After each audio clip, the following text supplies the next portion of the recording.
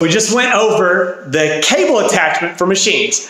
Now I want to go through some adjustments that you can make to the majority of machines in your gym, as far as setting up your bench, setting up angles to different exercises, because there will be. Again, first and foremost, if you're at a new gym and you don't know the machines, ask somebody, whether it be an employee or someone you see doing the exercise that looks like they're nice enough to talk to.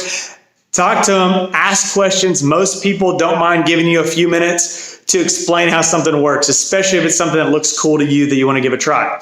But let's talk real quick. The majority of all machines will have a seat adjustment, and that's typically going to be the most important thing to you as far as adjustability goes to height, because we're all different heights, we're all different sizes.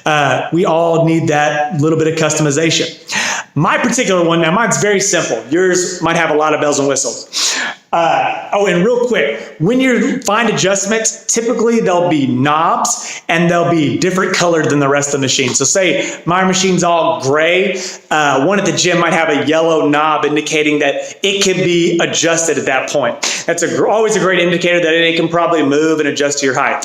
So mine, let's get down here. Mine has one simple adjustment, okay? So nothing crazy as far as this goes. It is just a pull adjustment right here. So this is the knob I'm talking about. This one, if I had both uses of my hand, I would be able to pull out and move this seat height up or down to whatever my height is, or whoever's using it height would be. That is super useful, especially for like a move like if I was sitting down and doing a chest press, okay? I was setting up, and say this low position was super low, like at my waist or something. That wouldn't be a very great setup. Or say it was super high, up here. That wouldn't be a great setup for what I'm trying to use a chest press for, those chest muscles. So I'd want to find my adjustment point to my particular machine and adjust it to the right height.